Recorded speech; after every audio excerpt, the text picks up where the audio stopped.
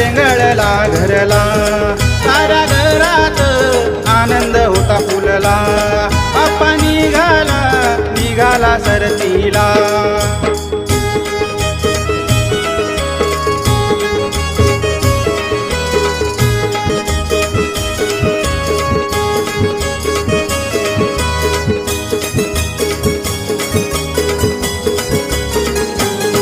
डोळीत साऱ्यांच्या सुख होते पडले, बाप्पा होता नाही कुठेच काही अडले. सार शुभच घडले, बाप्पा होता हो आमच्या घराला. बाप्पा निघाला